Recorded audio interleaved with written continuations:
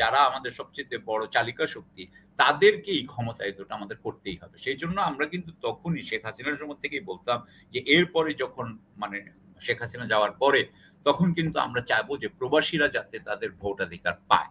এবং এখনো পর্যন্ত এটা একটা পোস্টাল ব্যালটের মতো ব্যবস্থা করা আছে, কিন্তু এখনো আমরা জানি না এটা কতটুকু আপনার কার্যকরী হবে। এই প্রবাসীরা যেহেতু বিদেশে এমন দেশগুলোতে থাকে যেখানে কিন্তু ব্যবস্থাটা সিস্টেমটা কিন্তু কাজ করতেছে, সুতরাং তাদের মধ্যে কিন্তু এক ধরনের হায়ার এক্সপেকটেশন আছে তাদের মধ্যে কিন্তু, এবং এই হায়ার এক্সপেকটেশনটা থাকাটা আমাদের জন্য অত্যন্ত জরুরি বলে আমি মনে করি। গোপালগঞ্জ হচ্ছে কি তাদের একটা তীর্থস্থান, এর আগে ৩২ নম্বরে যা হয়েছে হয়েছে সেটাও তাদের একটা তীর্থস্থান।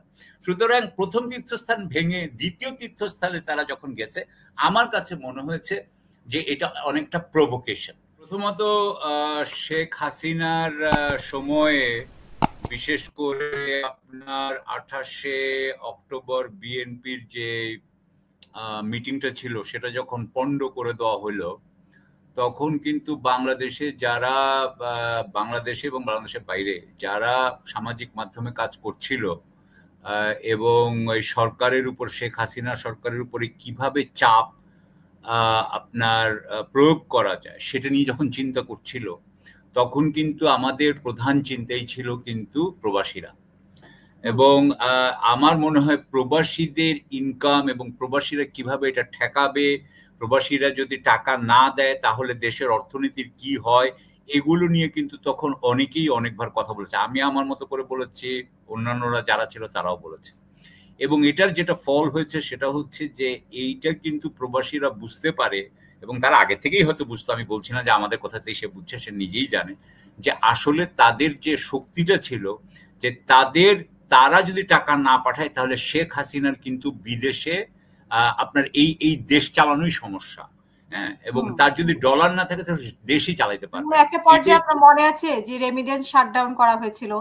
হ্যাঁ, রেমিটেন্স শাটডাউন করা হয়েছিল, এবং রেমিটেন্স শাটডাউন অনেক আগে থেকেই করা হয়েছিল। রেমিটেন্স শাটডাউন কিন্তু সেই আমার মনে হয় ২০২৪ থেকেই রেমিটেন্স শাটডাউন হয়ে যায়, এবং যখন আপনার হয় যখন জুলাই মাসে, তো এটা একদম একটা, তখন আর আমাদের কিছু বলতে হয় না, নিজেরাই তারা করেছে।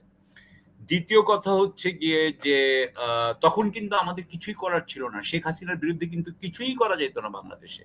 আপনি তো জানেন যে জুলাই আগস্টের আগে তো তার বিরুদ্ধে কিরকম যুদ্ধই হয়নি।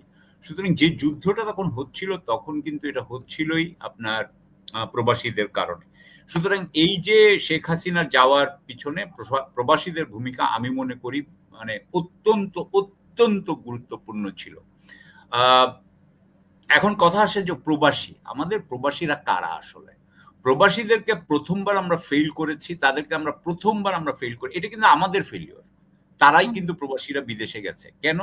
প্রথমবার তাদেরকে ফেইল করানো হয় যখন আমরা তাদেরকে কিন্তু অতি নিম্নমানের শিক্ষা দেই, অথবা শিক্ষাই দেওয়া হয় না, উচ্চমানের কোনো শিক্ষাই তারা পায় না।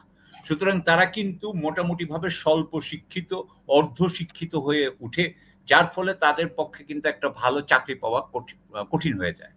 দ্বিতীয় আমরা যেটা করি সেটা হচ্ছে যে আমাদের দেশে তো আপনি জানেন যে আমাদের সরকারি যে অবস্থা, তার ফলে যে দুর্নীতি হয়, তার ফলে কিন্তু আমাদের দুটো জিনিসের কিন্তু আমাদের উপরে এটার ইফেক্টটা, এটার প্রভাবটা কিন্তু মানে সরাসরি দুইটা জিনিসের উপর পড়ে। একটা হচ্ছে কি যে বাংলাদেশে কর্মসংস্থান কিন্তু তৈরি হয় না। বাংলাদেশে কিন্তু প্রতি বছর বোধহয় ২৫ লাখের মতো, ২২ থেকে ২৫ লাখ ছেলে মেয়ে ঢুকে আপনার মার্কেটে কর্মজীবনে, কিন্তু সেখানে আমার মনে হয় ২ লক্ষ বা ২.৫ লক্ষ ৩ লক্ষ থেকে চাকরি কর্মসংস্থান আমরা তৈরি করতে পারি না। তাহলে কর্মসংস্থানে আমরা একবার যখন পারি না, তখন তারা বেকার থাকে, এটা হলো এক।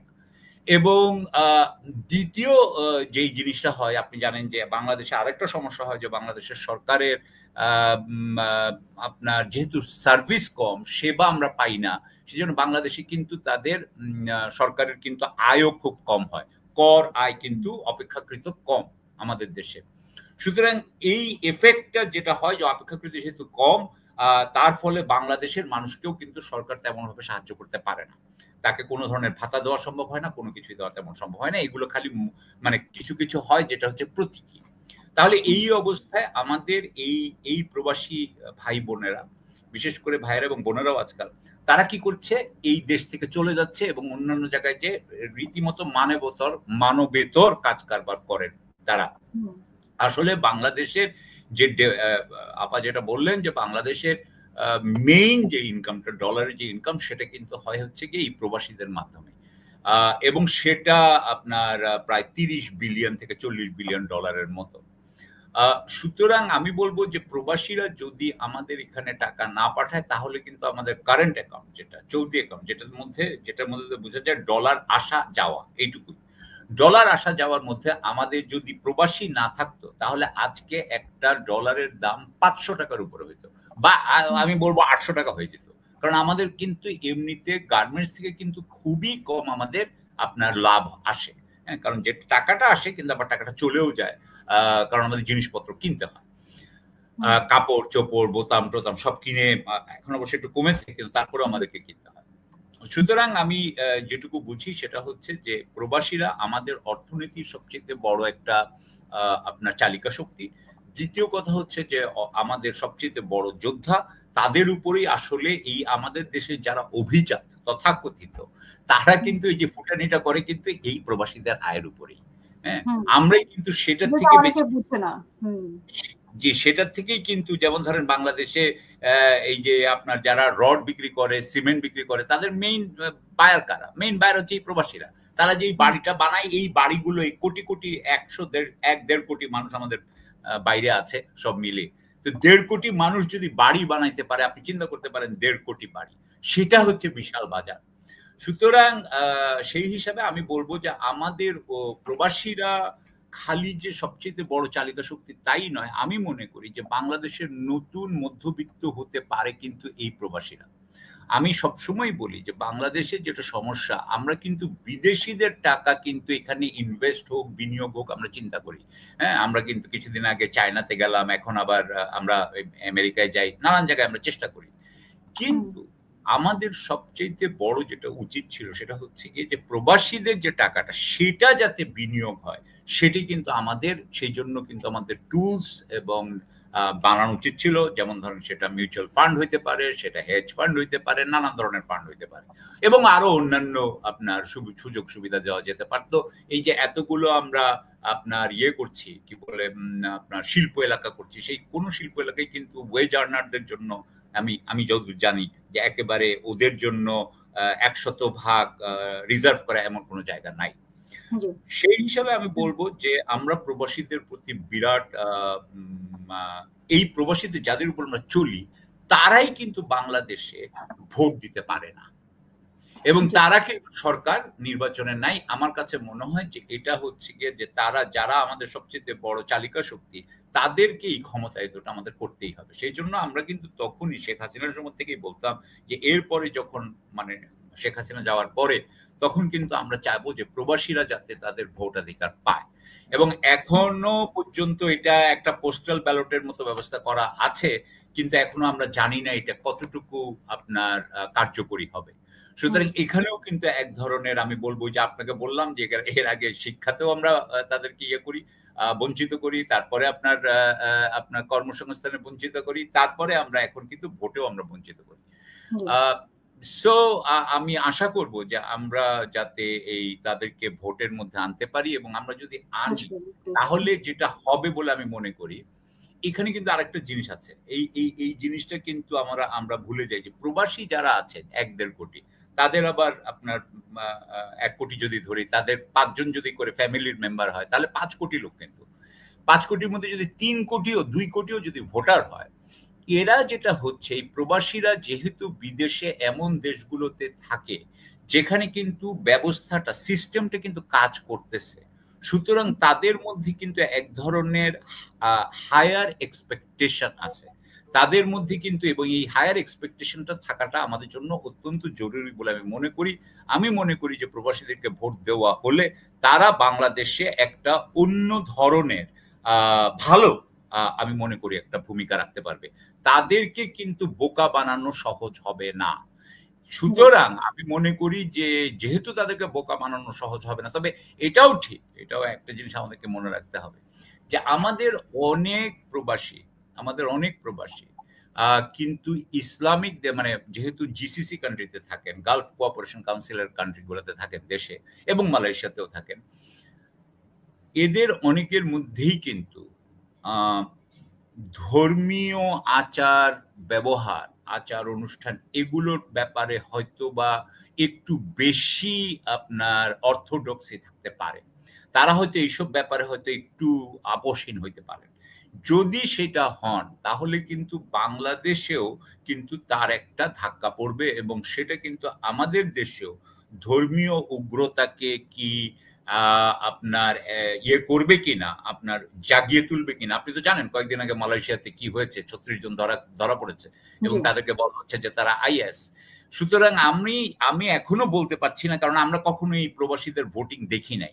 সুতরাং হুম, যদি তারা ১-১.৫ কোটি যদি ভোট দেয় এবং সেটা যদি আমরা আমাদের কাউন্ট হয় এবং তাহলে আমরা বুঝতে পারবো যে এটার জি, প্রোস অ্যান্ড কনস অর্থাৎ পজিটিভ এবং জি, নেগেটিভ সংক্ষেপ কি করবেন। আছে। আচ্ছা। আর কিছু বলার আছে? গোপালগঞ্জ নিয়ে কিছু বলব নাকি আপনি হ্যাঁ, পরে বলবেন? আরেকটা বিষয় হ্যাঁ, গোপালগঞ্জ নিয়ে যদি এক লাইনে বলেন। গোপালগঞ্জ নিয়ে বলার আমার মনে হয় আমি পরে আসি। কারণ গোপালগঞ্জে আমি এখন বর্তমানে গণতন্ত্র নিয়ে একটু ঝামেলায় আছি। কারণ আমি কিছু জিনিস পড়ালেখা করে আমি তো সাধারণভাবে আমার তো একাডেমিক ট্রেনিং খুব খারাপ। সো আমি যেই জিনিসগুলা দেখি সেটা হচ্ছে যে, এই যেটা হইল আপনার গোপালগঞ্জে, সেটা হইতই। সেটা হইতই কারণ হচ্ছে যে দলাদলি হচ্ছে গণতন্ত্রের একটা পার্ট এবং আজকের থেকে ২৪০০ বছর আগে গণতন্ত্রের বিরোধিতা করেছিলেন কিন্তু প্লেটো। আপনার মনে রাখতে হবে যে পশ্চিমা জগতের যিনি সবচাইতে জ্ঞানী মানুষ হিসাবে চিহ্নিত হন বা পরিচিত তার নাম হচ্ছে গিয়ে আপনার সক্রেটিস। সক্রেটিসকে কিন্তু মারা হয়েছিল কিন্তু একটা জাতীয় সংসদের ভোটের মাধ্যমে। হ্যাঁ? ৫২ জন কিন্তু ৫২% ভোট দিয়েছিল তাকে মারার জন্য এবং ৪৮% দিয়েছিল তাকে বাঁচিয়ে রাখার জন্য। শেষ পর্যন্ত তিনি হেমলক পান করে মরতে হয়। ব্যাপারটা হলো কি যে গণতন্ত্রের মধ্যে কিন্তু যে দলাদলি হয় এবং আ সেই দলাদলিতে কিন্তু আমরা আটকে পড়ি। এবং এই দলাদলিটা কিন্তু মেইনলি হইল গিয়া কিন্তু যুক্তিযুক্ত বিচারে হয় না। এটা কিন্তু আবেগ তাড়িত হয়। সুতরাং আমাদের এনসিপি যখন ইয়েতে যাচ্ছিল, যখন আপনার গোপালগঞ্জে যাচ্ছিল, তাদের বুঝা উচিত ছিল যে উনারা যেমন এনসিপি যেমন আবেগতাড়িত হয়, এনসিপির সমর্থকরা যেমন আবেগতাড়িত হয়, তেমনি আওয়ামী লীগের যারা সমর্থক তারাও আবেগতাড়িত হবে। সুতরাং সেই হিসাবে একটা আবেগ তাড়িত গোপালগঞ্জ হচ্ছে গিয়ে তাদের একটা তীর্থস্থান। এর আগে ৩২ নম্বরে যা হয়েছে সেটাও তাদের একটা তীর্থস্থান। সুতরাং ১ম তীর্থস্থান ভেঙে ২য় তীর্থস্থানে তারা যখন গেছে, আমার কাছে মনে হয়েছে যে এটা অনেকটা প্রভোকেশন। হ্যাঁ? এই প্রভোকেশনটা আমি যেহেতু ডাইরেক্টলি রাজনীতির পারসন না, যারা রাজনীতি করেন তারা হয়তো বলবেন যে এই প্রভোকেশন আমরা করব। হয়তো অনেকে বলবেন যে না আমি কেন ওখানে যেতে পারব না? আমি যেতে পারবো। আমি এই ধরনের যুক্তি শুনেছি। কিন্তু হুম, আমি যেহেতু না আমার কাছে মনে হয়েছে যে ৬৪ টা জেলা আছে বাংলাদেশে। তার মধ্যে ৬৩ জেলাটাতে আগে যেতে পারত। এবং আমার মনে হয় যে এই যে ৪ জনের মৃত্যু হইল, ৫ জনের অ্যাকচুয়ালি আমি শুনলাম আজকে আরেকজন মারা গেছে রিক্শাওয়ালা। হুম, হুম, আমরা তো কারোর জীবনকেই ছোট করে দেখতে চাই না। আ এবং আমরা শেখ হাসিনা নির্বিচারে, নির্দ্বিধায় মানুষকে গুলি করে মেরে ফেলতে পারত। আমরা তো সেই বাংলাদেশ চাই না। হুম।